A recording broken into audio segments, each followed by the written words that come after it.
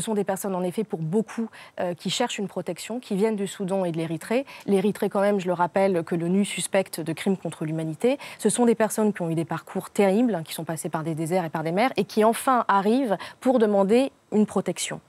Donc ce ne sont pas des personnes qui viennent pour trouver un confort de vie, ce sont des personnes qui fuient pour... C'est pas l'immigration économique. Ce n'est pas l'immigration économique, mais même, ceci dit, sans vouloir opposer... il peut y avoir plusieurs raisons pour lesquelles on migre. Il y a des raisons en effet politiques, on fuit un pays parce qu'on est dans un régime autoritaire. Il peut y avoir aussi des raisons économiques, mais généralement même les migrants qui fuient pour des raisons économiques, c'est pareil, on n'est pas sur une migration de confort. Parce que ce sont les personnes qui ont eu les mêmes parcours, qui ont traversé les mêmes mers et les mêmes déserts. Et quand on est prêt à migrer et à prendre ces risques-là, c'est qu'on n'a pas le choix. Voilà, ça c'est important qu'on puisse l'avoir en tête pour savoir de qui on parle. Ce ne sont pas des criminels, ce sont des personnes qui cherchent une protection.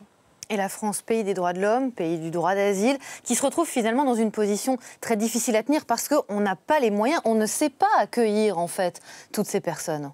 Il faut reconnaître qu'on n'y arrive plus. Alors, on n'y arrive plus, mais en termes de moyens, c'est une bonne question parce qu'elle peut être prise par différents côtés. Déjà, je pense que c'est important de revenir un peu sur le fantasme et le mythe de l'invasion. De se dire, mon Dieu, il y a tellement de personnes qui arrivent, on n'arrive pas à faire face, voilà, qui nous volent nos emplois, on n'a pas les moyens, on ne peut pas les accueillir. Je vais vous donner juste 2 chiffres, c'est quand même intéressant de savoir, même 3. La première, c'est que les migrations, la plupart des migrations sont des migrations sud-sud.